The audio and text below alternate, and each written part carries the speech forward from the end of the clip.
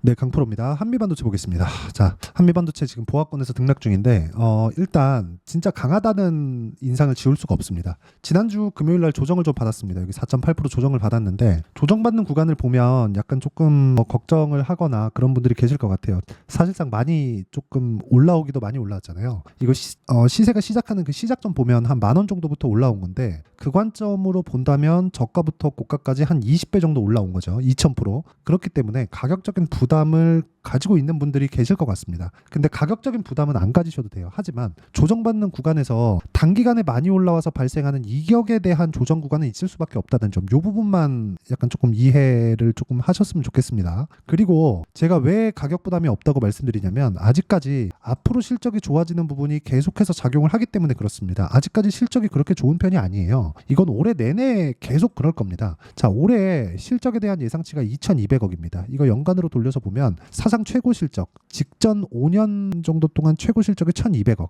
예상치가 2,200억이에요. 그렇죠? 그러면 사상 최고 실적에서 곱하기 2 정도 잡으면 되죠. 그러면 이런 부분이 약간 조금 그 가시적인 그 내용으로 잡히는 게 언제까지일까요? 한 3분기 실적 정도 나오면 얘네 진짜 2,200억 할 수 있겠네. 요 정도 잡힐 수 있겠죠. 그러면 최소한 4분기 실적이 나오는 그 전까지는 주가가 계속해서 강한 겁니다. 그렇죠. 3분기 확정치 딱 떴다. 근데 실적 좋겠죠. 왜? 지금 반도체 경기가 좋아지고 있는 그 상황이 있으니까. HBM뿐만 아니라도 반도체 경기는 계속해서 좋아지고 있습니다. 그러면 생각해 보세요. HBM 장비 나가는 거 있죠. TC 본딩 장비. 요거 말고 요거 빼고도요. 삼성전자에서 감산하고 그리고 DDR5로 지금 바뀌어가고 있다는 내용이 계속해서 나오고 웨이퍼 투입량이 많이 들어가야 되기 때문에 단가 자체는 올라갈 수밖에 없고 왜? 공급량이 주니까. 그러면 당연히 한미반도체의 실적은 좋아지는데 그 실적에 대한 결과치를 보는 게 한 3분기 정도 된다. 3분기 정도. 근데 이제 2분기 중에 있습니다. 그럼 3분기 실적이 나오려면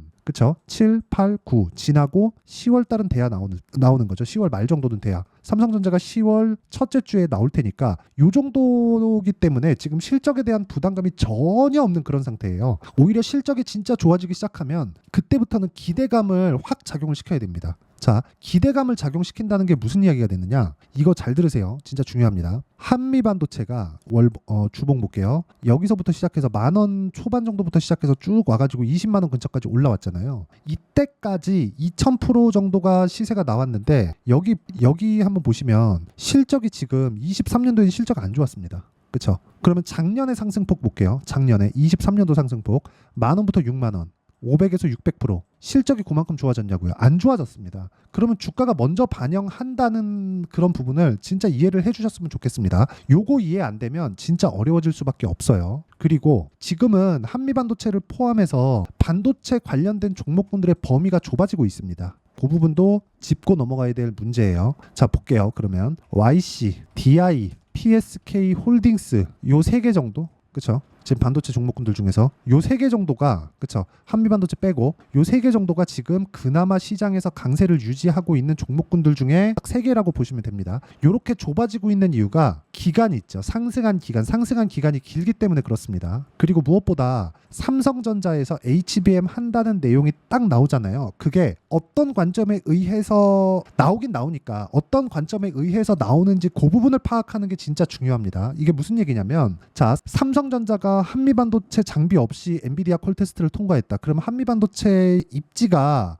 좁아질 수 있어요. 네, 그런 부분도 한번 지켜봐야 된다. 근데 그런 부분을 가격으로 체크가 가능합니다. 왜? 가격이 먼저 반영하니까. 자, 제가 삼성전자를 토대로 반도체와 지금 이슈화되어 있는 간단한 관점을 제가 이야기를 한번 드릴게요. 삼성전자입니다. 삼성전자. 자, 내용 보시면 지금 고가 돌파, 즉 62평에 대한 돌파치가 나왔나요? 나왔어요. 나왔긴 나왔는데 여기서 62평 돌파해서 딛고 이렇게 쭉 올라가려면 통과 소식이 나와야 되죠. 근데 이 관점이 기술적인 관점으로 한번 보자고요. 22평이 62평 뚫고 올라와야 돼요. 그렇죠? 그러면 지금은 최소한 이쪽 구간에서 횡보할 수 있는 상황이 나온다는 거죠. 왜? 22평 안 돌렸으니까. 주가가 딸려 올라가면서 22평을 땡겨 올리고 갈 수도 있겠지만 삼성전자 같은 거대한 기업이 시가총액 한국 시장에서 1등이잖아요. 이런 거대한 기업이 이렇게 딸려 올라갈 수 있는 확률에 내가 베팅을 하고 여기서 따라간다? 이 자체는 말이 안 되는 거죠. 근데 아까 전에 삼성전자하고 한미반도체는 역의 관계를 가지고 있다 그랬잖아요. 지금 당장에서는 앞으로 어떻게 밝혀질지 모르겠지만 역의 관계를 갖고 있기 때문에 한미반도체가 계속해서 강한 움직임을 보일 수밖에 없는 구조가 만들어진다. 그리고 그 구조는 기술적인 내용으로 봐라 이게 아니라 가격적인 내용으로 보라는 겁니다. 그리고 가격적인 내용에 대해서 이해가 됐을 때, 그렇죠? 수익의 그 폭 자체가 완전히 달라집니다. 예를 들어서 아까 전에 제가 YC하고 DY 같은 이야기 드렸잖아요. 그렇죠? 이런 거예요. 올라가는 구간에서 계속해서 매매하는 상황을 만들어야 된다는 거죠. 그런 부분을 만들었을 때 이렇게 8% 수익 쭉 내려보면 뭐 17%, 20% 이런 정도의 수익이 나온다는 거고, DI 같은 경우에도 마찬가지예요. DI 자 내용 보시면 어때요? 올라가는 구간 매매했을 때 뭐 14%, 26% 이런 정도의 수익이 발생을 한다는 겁니다. 그리고 이런 부분에 대한 내용을 제가 여기 소통방에서 모두 공유를 하고 있습니다. 자, 실제 오늘 시가에 공략한 종목도 L4조 대림 이렇게 진행이 됐고요. 이 중에서 4조 대림 같은 경우에는 큰 폭의 상승세를 보였습니다. 오늘 한 20% 정도. 물론 갭이 발생했기 때문에 20%가 전체적인 수익으로 잡혀 있는 것은 아니지만 강한 구간, 즉 신고가 구간, 신고가 돌파 구간에 이런 시세가 발생한다는 점은 어떤 종목이든 다 동일하게 작용을 하고 있다. 그리고 이런 부분을 제가 소통방에서 공유를 해드리고 있으니까 와서 배우시고요. 구독과 좋아요 눌러주시면 무료 입장 가능하고요. 상단에 있는 전화번호로 구독 또는 소통이라고 문자 보내주시면 소통방 입장 링크를 순차적으로 공유를 해드리도록 하겠습니다. 자, 어떤 관점에 의해서 이 종목군을 봐야 되는지 그 내용에 대해서 이야기를 드린 겁니다. 그리고 요 관점 그대로 우리가 한미반도체를 보잖아요. 그러면 정확하게 이해가 되실 거예요. 제가 왜 보는지. 한미반도체는 앞으로 좋아질 만한 내용을 반영하면서 주가가 올라가는 거예요. 그런데 관련돼 있는 종목군들을 보더라도 YC, DI 이런 부분이 실제 결과가 나왔나요? 이거 전부 다 삼성전자 쪽이거든요. 한미반도체는 지금 하이닉스, 마이크론 쪽이고, 근데 지금 삼성전자가 딱 나와서 한미반도체 장비하고 뭐 수주 계약했다, 뭐 납품 뭐 받기로 했다, 뭐 그런 내용이 나오면 이제는 한미반도체는 뭐 문자 그대로 이제 투더문하는 겁니다. 거의 뭐 메모리 반도체계의 그 ASML 같은 좀 그런 정도의 상황이 되는 거예요. 자, 근데 여기서 우리가 또 하나를 보자고요. 한미반도체가 그런 상황을 나올 수 있을지 없을지를 우리가 사전에 알 수 있나요? 삼성전자 관계자도 모를 겁니다. 임원들도 지금 타진하고 있는데 계약이 실제 이루어지기 전까지는 몰라요. 그런데 우리가 그런 부분을 먼저 예상해 볼 수 있다? 그 자체 불가능하죠. 가격은 먼저 반영합니다. 그런 부분 보시라는 거예요. 그래서 지금 가격을 버티고 있는 이 구간에서 우리가 빠질 건지 올라갈 건지 그 타점을 잡는 게 중요하고, 그 타점에 대한 부분은 제가 여기 소통방에서 다 공유를 해드리고 있으니까 구독과 좋아요 눌러주시면 무료 입장 가능하고요. 상단에 있는 전화번호로 구독 또는 소통이라고 문자 보내주시면 여기 소통방 입장 링크를 순차적으로 공유를 해드리도록 하겠습니다. 자, 제가 진행하는 과정에서 이 방에 인원이 다 차면 카톡으로도 이야기를 드리고 있으니까 어디든지 뭐 들어오시면 됩니다. 그리고 무엇보다 중요한 내용이 있어요. 가격적인 부분. 그리고 아까 전에 제가 매매한 구조를 보시면 전부 다 2주 내에 다 처리를 합니다. 예를 들어서 강세를 보였었던 종목군들을 보자면요. 자람 테크놀로지나 이런 종목군들이에요. 그렇죠? 올라가는 과정에서 75%씩 이렇게 수익을 내는데 전부 다 2주 안쪽으로 되고요. 우리기술이나 원전 관련된 종목, 그렇죠? 업종을 구분하지 않고 전부 다 2주 안쪽으로 처리가 된다는 점이 중요합니다. 그리고 이 내용에 대한 부분을 아까 전에 제가 소통방에서도 이야기를 드리지만 저는 2주 안에 처리하는 걸 단기 보유 전략이라고 이야기를 드리고요. 그 내용 한미반도체의 단기 보유 전략에 대한 내용, 요게 진짜 중요합니다. 그리고 요 내용을 우리가 이해를 했을 때 다른 종목에 가서도 꾸준하게 수익을 낼 수 있고요. 그리고 지금 변동성이 커지고 있어요. 근데 더 중요한 건 변동성보다 반도체 종목군들의 범위가 줄고 있습니다. YC가 얼마까지 갈 건지, 언제 매수해야 되는지, 얼마까지 가는지에 대한 부분은 불확실성이 있으니까 내가 언제 매수해야 되는지부터가 중요하죠. 그러려면 단기 보유 전략이 필요하다. 무슨 얘기냐? 단기 보유 전략을 이용해서 한미반도체를 포함한 지금 뭐 YC와 같은 그 반도체 종목군들의 실시간 타점을 제가 문자로 공유를 해드리도록 할 테니까 상단에 있는 전화번호로 한미라고 문자 보내주시면 여기 단기 보유 전략과 실시간 타점을 함께 공유를 해드리도록 하겠습니다. 자, 무엇보다 중요한 건 진짜 가격을 보셔야 되고, 그리고 삼성전자의 움직임도 지켜봐야 되는 게 맞죠. 근데 그것보다 더 중요한 게 한미반도체의 움직임만 보더라도 삼성전자의 가격대가 뭐 9만 원 넘어가고 10만 원 넘어가고 이런 상황이 아니라면 한미반도체와 하이닉스 움직임만으로 지금 우리가 어떻게 뭐 보유를 해야 되는지, 아니면 물량을 좀 정리해야 되는지 이런 부분에 대한 내용이 필요하기 때문에 이해 이해가 충분히 갈 수 있기 때문에 우리가 진짜 이 한미반도체의 가격은 지금 한국 시장에서 굉장히 중요한 위치를 점하고 있다. 근데 맨 앞단에 있는 건 엔비디아이기 때문에 엔비디아의 이 시세가 유지되는지 그런 내용도 반드시 체크를 해봐야 될 필요가 있고 그 내용에 대한 부분도 함께 담아놨습니다. 무엇보다 중요한 건 내가 어떤 시장에 있든 간에 가격이 먼저 반영을 하니까 가격 외적인 다른 부분은 차후에 보는 겁니다. 그래서 가격을 볼 때 내가 어떤 관점에 의해서 볼 건지 그리고 그 가격대에 맞춰서 어떤 식으로 이해를 해야 되는 건지를 다 말씀드리도록 할 테니까 영상 끝까지 시청하시고요. 모든 분들이 성공 투자하셨으면 참 좋겠습니다. 자, 24년도가 돼서도 시장은 여전히 어렵습니다. 자, 근데 시장은 항상 어려울 거예요. 앞으로도 계속해서 어려워질 겁니다. 자, 근데 제가 매월 대시세 종목을 구독자분들에게 공개를 합니다. 자, 내용을 보면 12월 달에 실제 공개를 했었던 강프로의 대시세 종목에 대한 내용인데 대기업을 상대로 안정적인 매출 구조를 가지고 있고요. 그리고